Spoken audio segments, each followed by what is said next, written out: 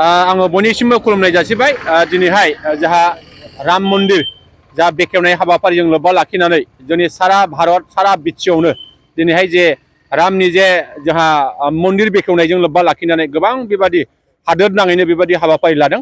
जोंनि रुनिकाटानि शिब मन्दिरनिफ्राय लानानै जोंहा सान्तिपुरसिम बेबादि राम मन्दिर बेखेवनायजों लोब्बा लाखिनानै जोंहा मोनसे सान्तिनि मोनसे जात्रा जोंहा बेबादि बाइक रेलि खालामनाय बे खालामनायखौ जों नुनो मोनदों आरो जों खोब गोजोननाय मोनदों जे दिनैहाय बुंनो थाङोब्ला सैथो त्रेता दापर आरो कलि जुगाव जोंहा दापरनि सिगाङाव रामा जोनोम मोनदोंमोन 5117 बोसोरनि सिगां जोंहा रामा जोनोम मोनदोंमोन।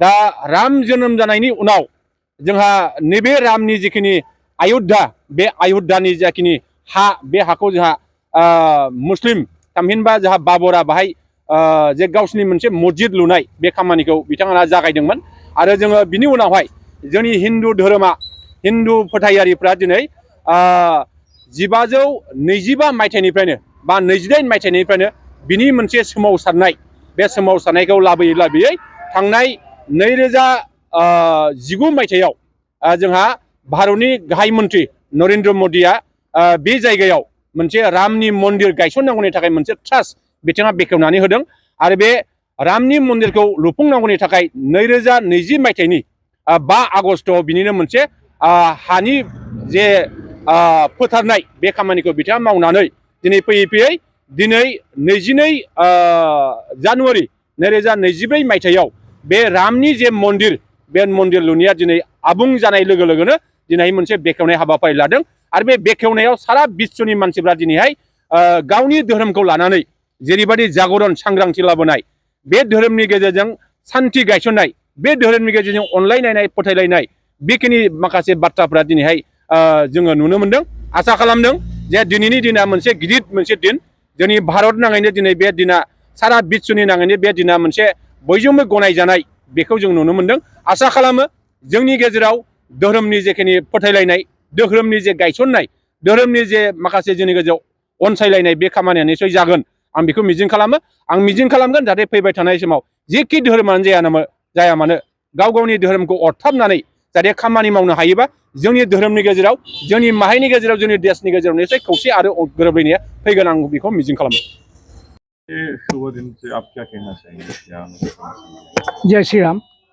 आज जो ये शांति रैली जो हो रहा है और मंदिर में जो उत्सव मनाया जा रहा है, ये आपको जो अयोध्या में आज श्री राम जी का प्राण प्रतिष्ठा जो किया जा रहा है उसी के उपलक्ष्य में यहाँ भी उत्सव मनाया जा रहा है और रैली किया जा रहा है जैसे कि शांति हो देश में, विश्व में, राज्य में, हर एक जगह। इसी उपलक्ष्य में हम लोग ये कर रहे हैं और जितने भी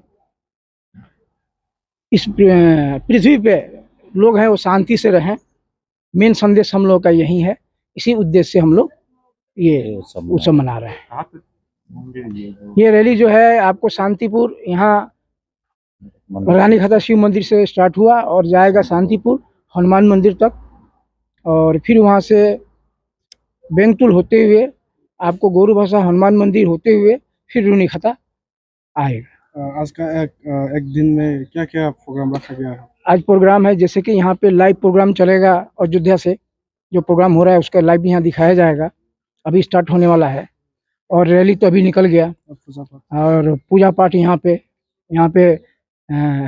श्री राम जी, सीता जी, हनुमान जी, राधा कृष्ण सबका यहाँ पे स्थान है, सब यहाँ पे हैं। उनकी पूजा अभी स्टार्ट होगी, ठीक है। पूजा के बाद होम होगा, होम के बाद लास्ट में जब अयोध्या का प्रोग्राम खत्म होगा तो यहाँ भी आरती किया जाएगा। आरती करने के बाद कीर्तन भजन करेगा आदमी। उसके बाद आपको यहाँ भंडारा का भी व्यवस्था किया गया है और फिर रात को भी यहाँ पे उत्सव मनाया जाएगा, कीर्तन होगा, भंडारा होगा। यही हम लोग का आज का प्रोग्राम है। भंडारे के बाद आज का उत्सव समाप्त किया जाएगा।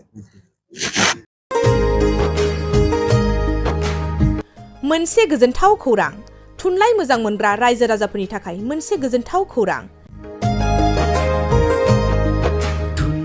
थांनाय बोसोरफोराव खुंफुंबोनाय बायदिनो बिटिआर सरकारनि दैदेननायाव बे 2024 मायथाइयावबो गोजोन आरो खौसेथिखौ सिगाङाव दोननानै थामथि क'क्राझार थुनलाइयारि फोरबो एबा क'क्राझार लिटारेरि फोरबो खुंफुंनो साखाफारा जादों।